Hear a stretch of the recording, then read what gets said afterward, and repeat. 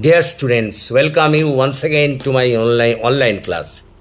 দেখো, আজ আমরা একটা গুরুত্বপূর্ণ বিষয় নিয়ে আলোচনা করতে যাচ্ছি এবং সেটি তোমাদের কলকাতা বিশ্ববিদ্যালয়ের 5th সেমিস্টারের সোশিওলজি ডিএসসি A2 সিলেবাসের অন্তর্ভুক্ত। তোমরা জানো খুব পরীক্ষা সামনেই তোমাদের, এবং আজকে আমরা যেটা আলোচনা করব সেটা হলো ধর্মীয় আচার আচরণ বলতে কী বোঝায় এবং ধর্মীয় আচার আচরণের গুরুত্ব কী।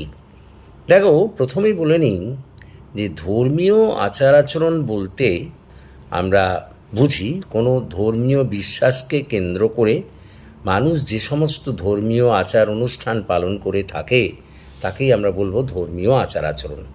আরও সুস্পষ্টভাবে বলা যায় যে বিভিন্ন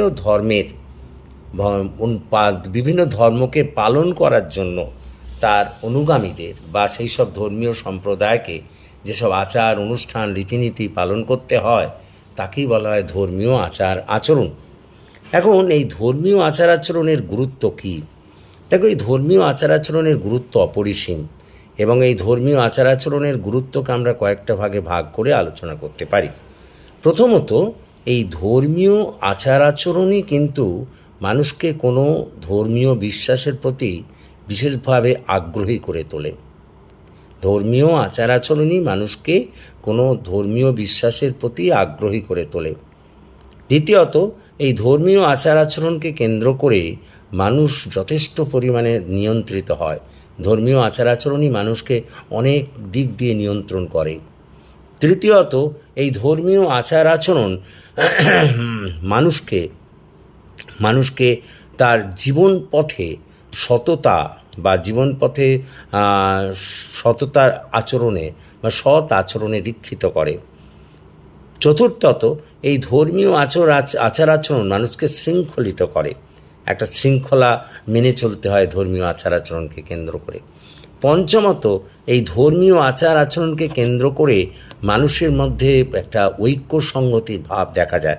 যাদের ধর্মীয় আচার আচরণ এক, তারা একটা ঐক্য নিজেদের মধ্যে অনুভব করে থাকে। ষষ্ঠত, এই ধর্মীয় আচার আচরণ মানুষের জীবনে একটা কিন্তু বৈচিত্র্য আনে। হ্যাঁ, একঘেয়ে জীবনের মধ্যে একটা বৈচিত্র্য নিয়ে আছে এই ধর্মীয় আচার আচরণ। সপ্তমত, এই ধর্মীয় আচার আচরণকে কেন্দ্র করে অনেক সময় বিভিন্ন ধরনের মেলা, বিভিন্ন ধরনের যাকে আমরা বলি একসঙ্গে সমবেত হওয়া প্রভৃতির মতো অনুষ্ঠান পালিত হয়।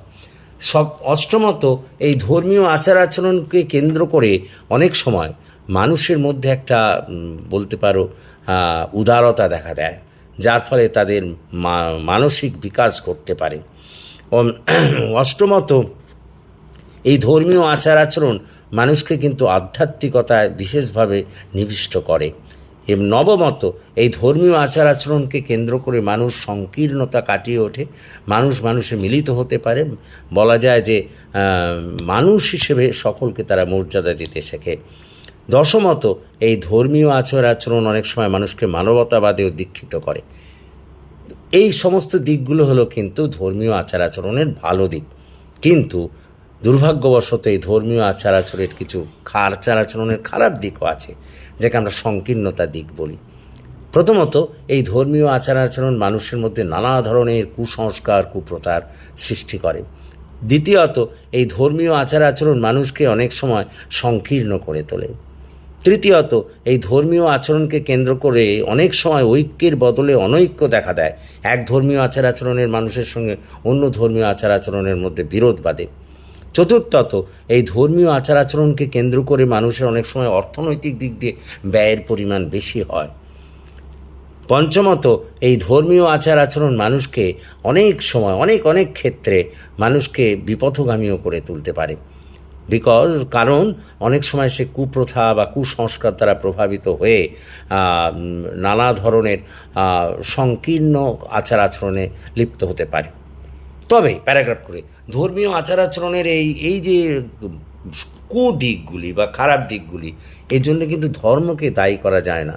এই জন্য দায়ী কিন্তু কিছু সংকীর্ণ ধর্মাবলম্বী ব্যক্তি, যারা নিজেদের স্বার্থ সিদ্ধি লাভের জন্যে ধর্মের এই ধরনের কুসংস্কার, কুপ্রথাযুক্ত আচার আচরণকে সৃষ্টি করে এবং তার দ্বারা মানুষকে শোষণ করে। এর জন্য কিন্তু ধর্মকে দায়ী করা যায় না। তবে মানুষ যদি এই সমস্ত ধর্মীয় আচার আচরণের কুদিকগুলি বা খারাপ দিকগুলিকে সরিয়ে এর ভালো দিকগুলিকে গ্রহণ করতে পারে, তাহলে নিঃসন্দেহে ধর্মীয় আচার আচরণ, সব ধর্মের কথাই বলছি আমি, সব ধর্মের ধর্মীয় আচরণই মানুষকে আরও সুখকর জীবন দান করতে পারে। কারণ এর মধ্যে একটা ঈশ্বর ভক্তি বা ঈশ্বর শ্রদ্ধা, মানুষের প্রতি ভালোবাসা প্রভৃতি সৃষ্টি হয় যদি ধর্মীয় আচার আচরণকে যথাযথভাবে পালন করা যায়।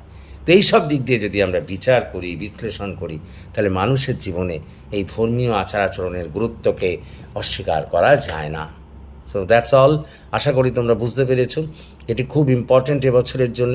এটিকে যদি তোমরা তৈরি করো তাহলে থেকে হয়তো এটাতে কমন আসতেই পারে এবং ঠিক এইভাবেই লিখতে হবে।